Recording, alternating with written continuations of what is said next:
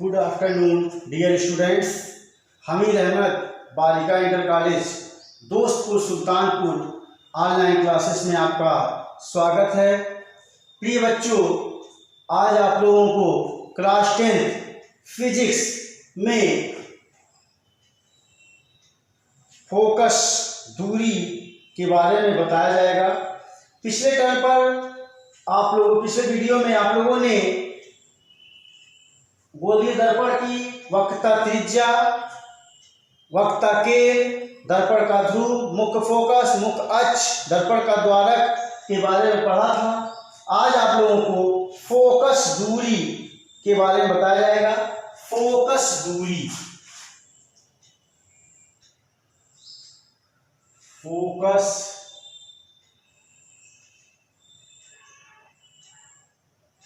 दूरी, focus FOCUS, focus distance,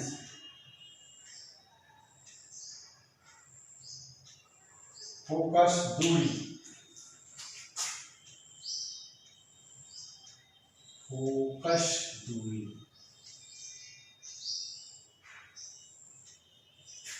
focus दूरी गोलीय दर्पण के ध्रुव, गोलीय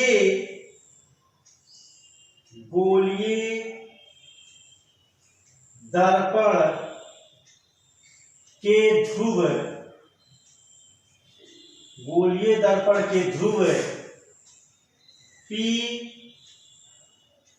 गोलीय दर्पण के ध्रुव P तथा मुख्य फोकस के बीच, तथा मुख्य फोकस के बीच, मुख्य फोकस के बीच की दूरी, के बीच की दूरी गोलीय दर्पण के ध्रुव P तथा मुख्य फोकस F के बीच की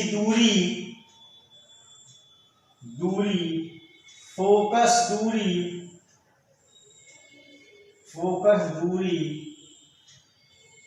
कहलाती है।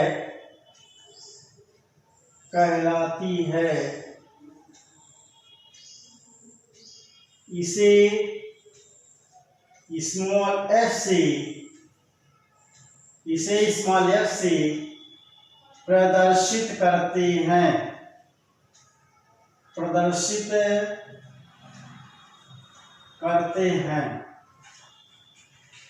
फोकस दूरी की परिभाषा, फोकस दूरी को फोकस डिस्टेंस इंग्लिश में कहते हैं। गोलीय दर्पण के ध्रुव कैपिटल P तथा मुख्य फोकस कैपिटल F के बीच की दूरी फोकस दूरी कहलाती है और इसे स्मॉल f से प्रदर्शित करते हैं। ये बच्चों, अब इसका फिगर देख लीजिए। ये कैसा दर्पण है? अवतल दर्पण है। कैसा दर्पण है? अवतल दर्पण है। और अवतल दर्पण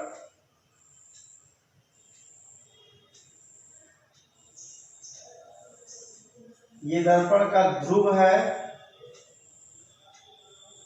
पोल, और ये F है फोकस, और ये आपका यहां से यहां तक की जो दूरी है, ये फोकस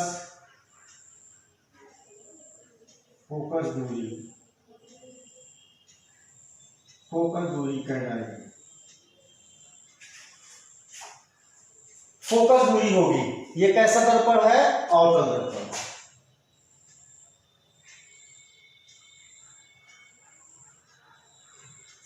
इसके बाद आता है फोकस तल। फोकस तल,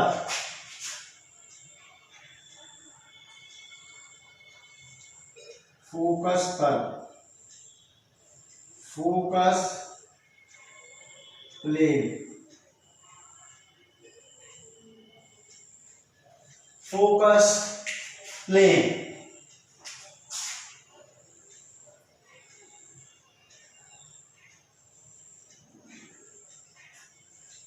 फोकस तल, वह तल जो मुख्य फोकस से, वह तल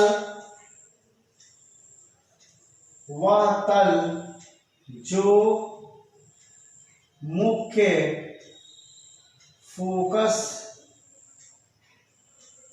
वह तल जो मुख्य फोकस से गुजरता है, वह तल जो मुख्य फोकस से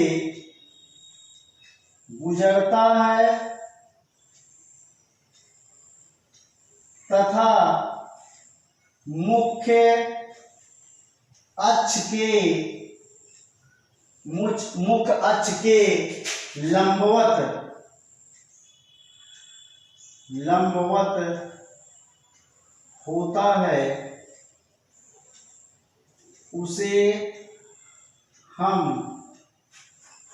होता है, उसे हम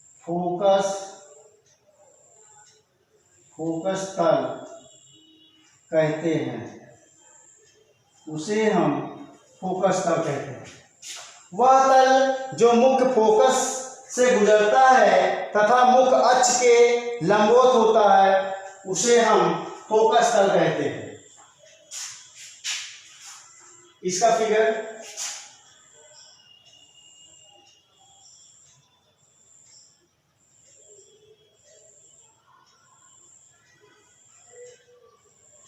ध्रुव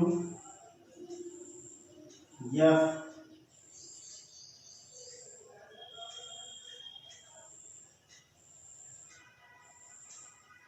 P dash P double dash ध्रुव फोकस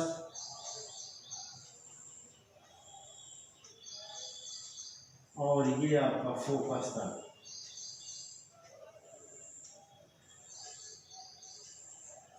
प्रिय बच्चों, फोकस प्लेन वह तल जो मुख्य फोकस से गुजरता है तथा मुख्य अक्ष के लंबवत होता है, उसे हम फोकस तल कहते हैं। और ये अवतल दर्पण कैसा दर्पण है?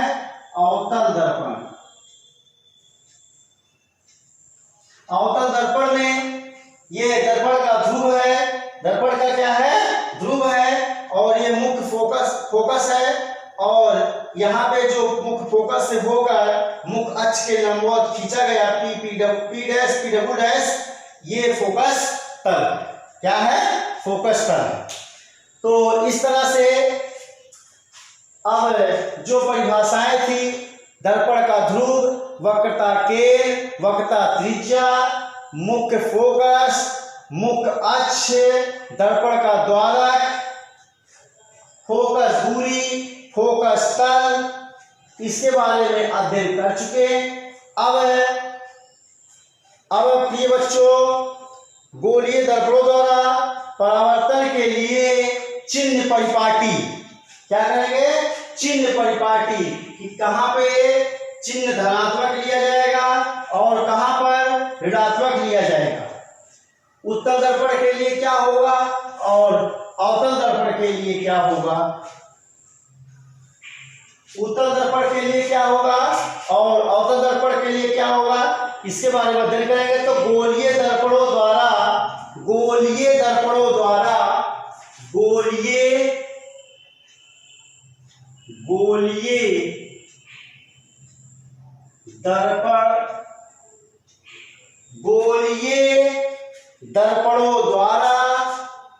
दर्पणों द्वारा परावर्तन गोलीय दर्पणों द्वारा परावर्तन के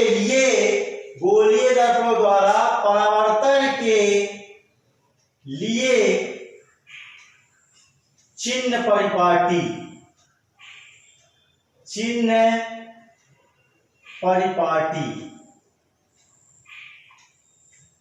गोलीय दर्पणों द्वारा परावर्तन के लिए चिन्ह परिपाटी।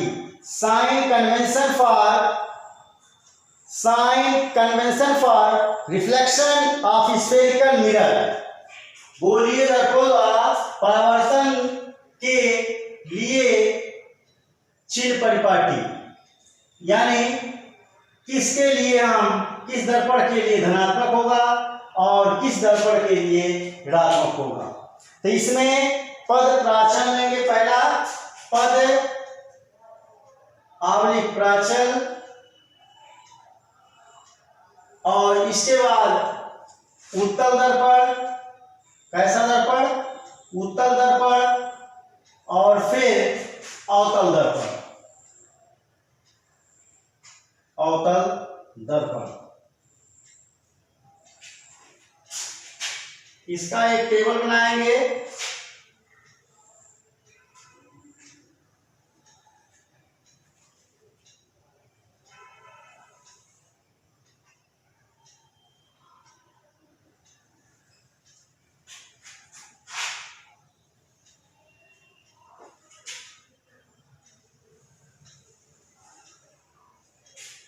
पद प्राचल और उत्तल दर्पण, अवतल दर्पण। सबसे पहले फोकस दूरी क्या होगा? फोकस दूरी, वक्रता त्रिज्या,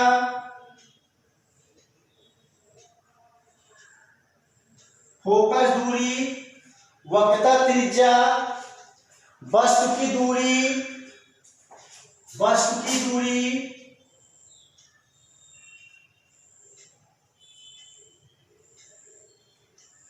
पहला हो गया फोकस दूरी, पहला फोकस दूरी, फिर वक्रता त्रिज्या, फिर वस्तु की दूरी, और फिर वास्तविक प्रतिबिंब की दूरी। वास्तविक प्रतिबिंब की दूरी, वास्तविक प्रतिबिंब की दूरी, फिर आभासी, आभासी प्रतिबिंब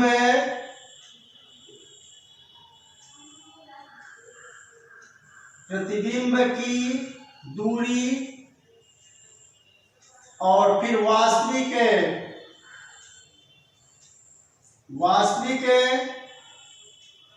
प्रतिबिंब की लंबाई, और फिर आभासी प्रतिबिंब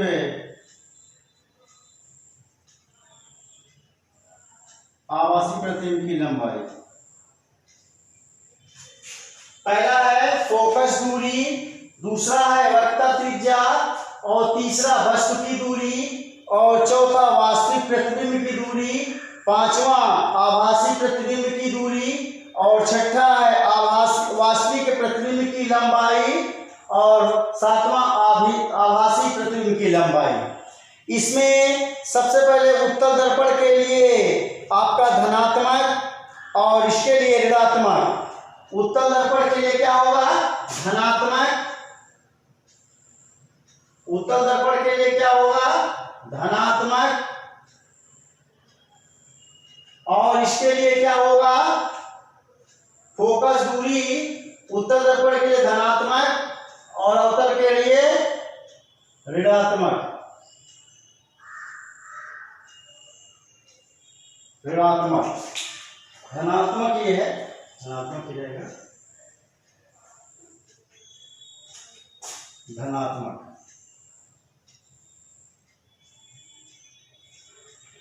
तो फोकस उत्तल दर्पण के लिए फोकस दूरी धनात्मक, और अवतल दर्पण के लिए फोकस दूरी ऋणात्मक। उत्तल दर्पण की वक्रता त्रिज्या धनात्मक,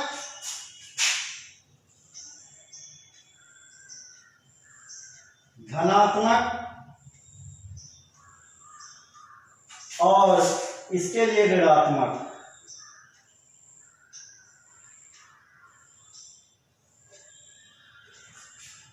वस्तु की जो दूरी होगी वो ऋणात्मक उत्तल दर्पण के लिए,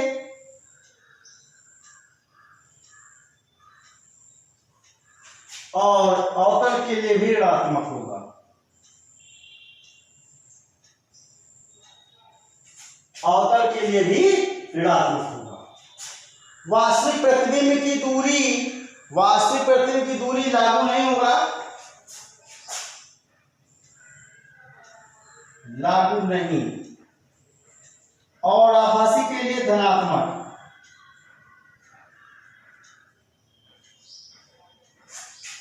वास्तविक प्रतिबिंब की दूरी उत्तल दर्पण के लिए लागू नहीं है, आभासी प्रतिबिंब की दूरी धनात्मक और इसके लिए ऋणात्मक।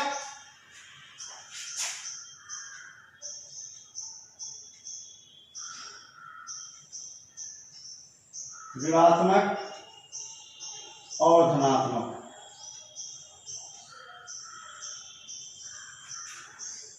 धनात्मक। वास्तविक प्रतिबिंब की लंबाई लागू नहीं होगा, किसके लिए? उत्तल दर्पण के लिए लागू नहीं, और अवतल दर्पण के लिए वास्तविक प्रतिबिंब की लंबाई ऋणात्मक होगी।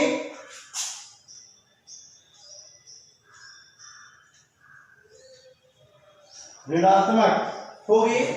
आभासी प्रतिबिंब की लंबाई धनात्मक,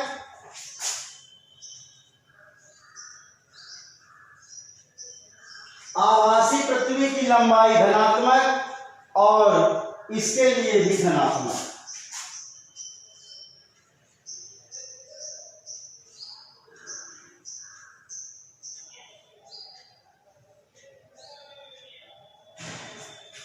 तो गोलीय दर्पणों के द्वारा परावर्तन के लिए चिन्ह परिपाटी, गोलीय दर्पणों द्वारा परावर्तन के लिए चिन्ह परिपाटी। तो इसमें सबसे पहले आपका दो दर्पण है, उत्तल दर्पण और अवतल दर्पण। तो उत्तल दर्पण की फोकस दूरी धनात्मक, जबकि अवतल दर्पण की फोकस दूरी ऋणात्मक। फिर उत्तल दर्पण की वक्ता त्रिज्या धनात्मक और अवतल दर्पण की वक्ता त्रिज्या ऋणात्मक। उत्तल दर्पण की फोकस दूरी धनात्मक और अवतल दर्पण की फोकस दूरी ऋणात्मक। उत्तल दर्पण की वक्ता त्रिज्या धनात्मक, अवतल दर्पण की वक्ता त्रिज्या ऋणात्मक। उत्तल दर्पण की वस्तु की दूरी ऋणात्मक, अवतल दर्पण की वस्तु की दूरी ऋणात्मक। फिर उत्तल दर्पण के वास्तविक प्रतिबिंब की दूरी, वास्तविक प्रतिबिंब की जो दूरी होगी इसमें लागू नहीं होगा और अवतल के लिए ऋणात्मक हो जाएगा। इसके बाद उत्तल दर्पण में आभासी प्रतिबिंब की दूरी धनात्मक होगा और अवतल दर्पण में भी आभासी प्रतिबिंब की दूरी धनात्मक होगा। फिर उत्तल दर्पण में वास्तविक प्रतिबिंब की लंबाई लागू नहीं होगा और अवतल दर्पण में वास्तविक प्रतिबिंब की लंबाई ऋणात्मक होगी। उत्तल दर्पण में आभासी प्रतिबिंब की लंबाई धनात्मक और अवतल दर्पण में आभासी प्रतिबिंब की लंबाई धनात्मक होगा। तो ये एक चार्ट के माध्यम से, एक टेबल के माध्यम से आप लोगों को चिन्ह परिपाटी के बारे में बताया गया, चिन्ह परिपाटी के बारे में बताया गया। अब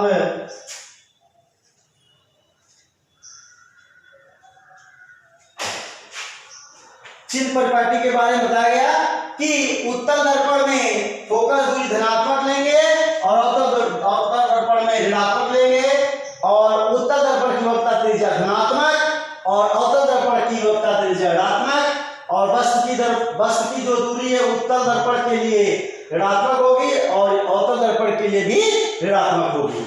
इसके बाद उत्तल दर्पण में वास्तविक जो प्रतिबिंब बनेगा उसके लिए लागू नहीं होगा और अवतल दर्पण में ऋणात्मक हो जाएगा। फिर उत्तल दर्पण में आभासी जो प्रतिबिंब बनेगा, प्रतिबिंब की दूरी उसकी जो है धनात्मक और अवतल दर्पण में इसके लिए भी धनात्मक होगा। और यहाँ पे उत्तल दर्पण की जो वास्तविक प्रतिबिंब की लंबाई है वो लागू नहीं होगा और अवतल दर्पण में ऋणात्मक होगा, और आभासी प्रतिबिंब की लंबाई उत्तल दर्पण के लिए धनात्मक और अवतल दर्पण के लिए धनात्मक होगा। ये बच्चों ये अवतल दर्पण है। कैसा दर्पण है? अवतल दर्पण है।